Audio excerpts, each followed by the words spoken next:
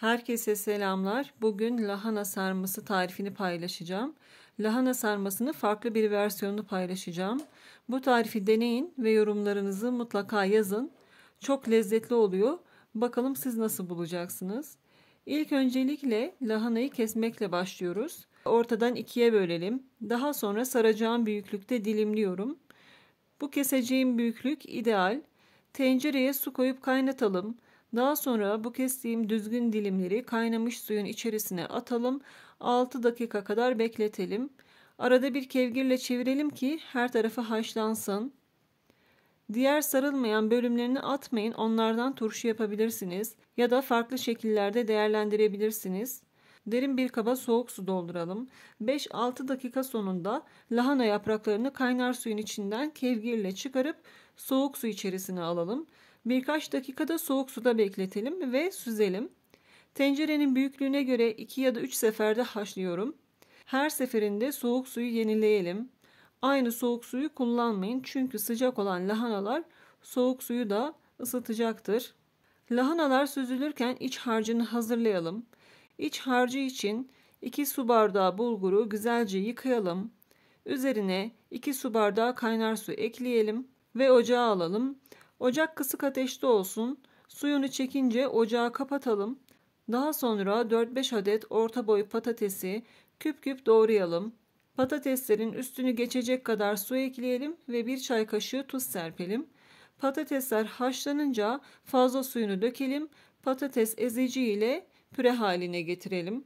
Şimdi de 1 adet büyük boy soğanı yemeklik küp küp doğrayalım. Tavaya 2 yemek kaşığı tereyağı ve 2 yemek kaşığı sıvı yağ koyalım. Yağ ısınınca soğanlarımızı kavuralım. Soğanlarımız pembeleşince üzerine 1 yemek kaşığı domates salçası koyalım. Onu da kavuralım. Sonra 1 tatlı kaşığı pul biber, 1 tatlı kaşığı nane, yarım tatlı kaşığı karabiber ve 1 tatlı kaşığı kırmızı toz biber ekleyelim. Ve onları da salçayla şöyle 1-2 kavuralım. Şimdi artık malzemeleri bir araya getirebiliriz. Bulgurun üzerine patatesleri ve onun da üzerine kavurmuş olduğumuz soğanla baharatları ekliyoruz. Ve 1 tatlı kaşığı tuz ekleyelim. 3 yemek kaşığı un ekleyelim. Ve elimizle güzelce yoğuralım. Elimizi sıkıp şekil verdiğimizde eğer şekli bozulmuyorsa kıvamı tamamdır. Eğer ihtiyaç duyarsanız 1 yemek kaşığı kadar daha un koyabilirsiniz. Bakın ben şekil verdiğimde bozulmadı. 3 yemek kaşığı un yeterli geldi. Şimdi artık sarabilirim. Lahanaları damarların kabarık olduğu kısım yukarıda kalacak şekilde dizelim. Düz olan taraf aşağıda kalsın ki sardığımızda pürüzsüz olsun. Kenarlarına birer parça iç harcından koyuyorum ve 2 türlü sarma şeklini göstereceğim. Birincisi klasik sarma şekli. Yanlarını sağdan soldan kıvırıp rulo şeklinde kıvırıyorum. Bu şekilde yapanlar oluyor ama benim tercihim kayınvalidemden öğrendiğim şekil. Bu şekilde boru gibi sarıyorum. İsteyenler boru gibi sarıp bu şekilde de tencereye dizebiliyorlar. O şekilde de olur aslında ama benim tercihim dediğim gibi bu şekilde. Boru gibi sarıyorum. Daha sonra kenarlarda arta kalan kısımlarını iç tarafa bastırıyorum. Kesinlikle bozulmuyor. Bu sarma yöntemini ilk defa burada görüyorsunuz. Başka hiçbir yerde bulamazsınız. Kayınvalidem bu şekilde sarıyor. Ben de ondan öğrendim. Size de göstermek istedim. Çok da güzel oluyor. İç harcı şişse bile kesinlikle bozulmuyor. İstediğiniz şekilde sarabilirsiniz. İster herkesin bildiği klasik yöntemle, isterseniz sadece sarıp kenarları açık kalacak şekilde, isterseniz de benim gösterdiğim kayınvalidemden öğrendiğim şekilde sarabilirsiniz. Tekrar hızlı bir şekilde göstereyim. Eğer isterseniz avucunuzda iyice kavrayıp küçük parmağınızla da bastırabilirsiniz. Şekli eğer hafif bir yamulursa elinizle şöyle düzeltin. İç harcı zaten yumuşak, düzeliyor. Buraya kadar izlediyseniz ve kanalıma hala abone değilseniz abone olabilirsiniz. Abone olmak tamamen ücretsizdir. Abone ol tuşunun hemen yanında bir zil var. Ona da tıklarsanız video paylaştığım zaman size bir bildirim gelecek ve anında paylaştığım videoyu izleyebileceksiniz. Nereden izlediğinizi merak ediyorum. Yorumlara nereden izlediğinizi yazın mutlaka. Videolarımı istediğiniz herkesle paylaşabilirsiniz. Lahanaları bu şekilde sardıktan sonra bir daha başka yöntemle sarmayacaksınız. Çok memnun kalacaksınız. Bana da kayınvalideme de dua edeceksiniz.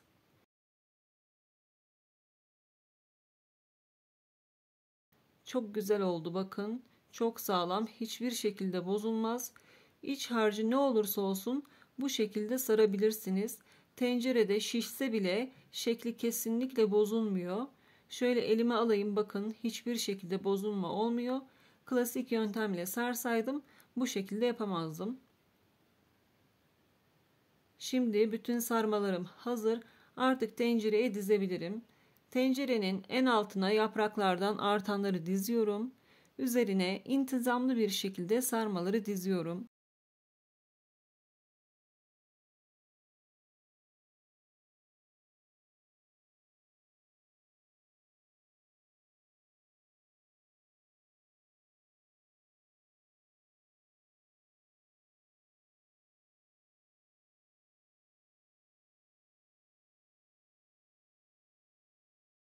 Hepsini dizdikten sonra bir tatlı kaşığı kadar tuz serpelim.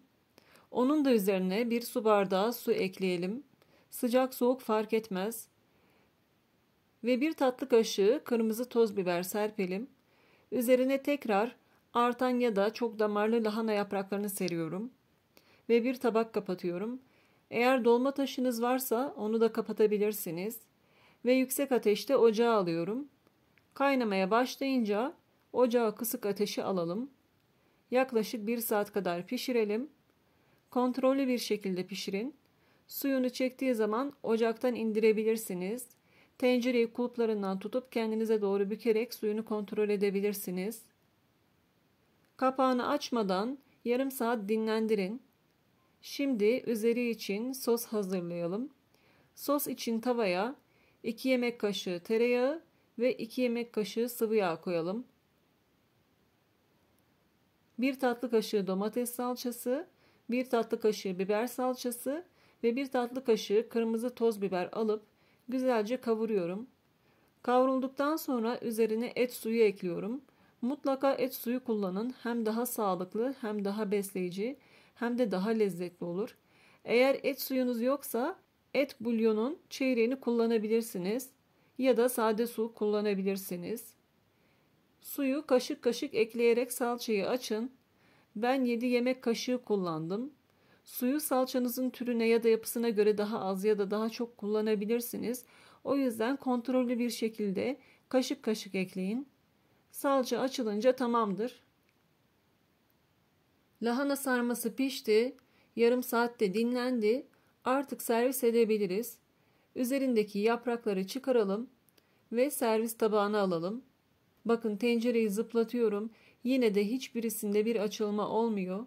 Lahana sarmalarınızı artık kesinlikle bu sarma yöntemiyle saracaksınız.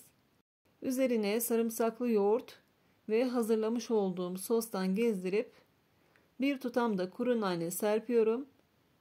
Evet, servise hazır. Şahane. Üzerindeki sosuyla, sarımsaklı yoğurduyla enfes bir lahana sarması tarifi. Patates severlerin vazgeçemeyeceği bir lahana sarması tarifi olacak. Yapacak olan herkese kolay gelsin. Bir sonraki tarifte buluşana kadar Allah'a emanet olun, sağlıcakla kalın.